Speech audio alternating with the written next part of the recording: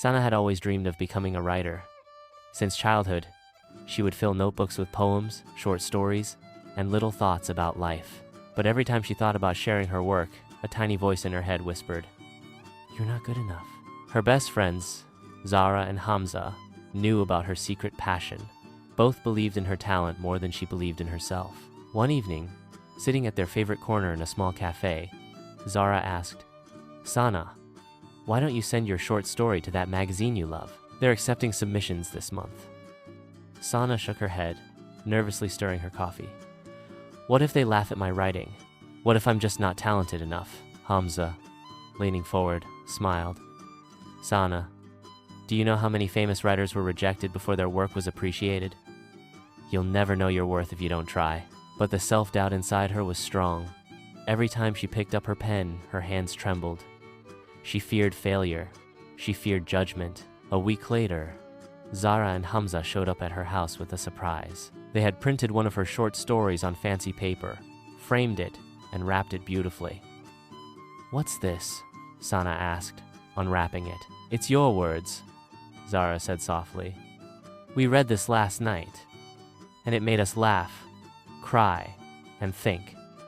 If your words can touch us, they'll touch others too." Sana felt her throat tighten. Tears welled up in her eyes. She hadn't realized how powerful her words could be. Hamza placed a hand on her shoulder. "You've spent years doubting yourself, Sana, but we see something in you.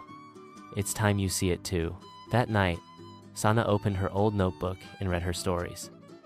For the first time, instead of focusing on what was wrong, she noticed what was beautiful. The way she described emotions, the little details she captured it, made her realize that maybe, just maybe, she did have something special. With her heart pounding, she submitted one of her stories to the magazine. A month later, an envelope arrived. Sana hesitated to open it, fearing rejection.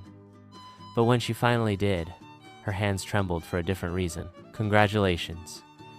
Your story, The Forgotten Window, has been selected for our next issue." Tears streamed down her face as she ran to call Zara and Hamza. They arrived in minutes, laughing, hugging her, and celebrating. "I told you," Zara grinned.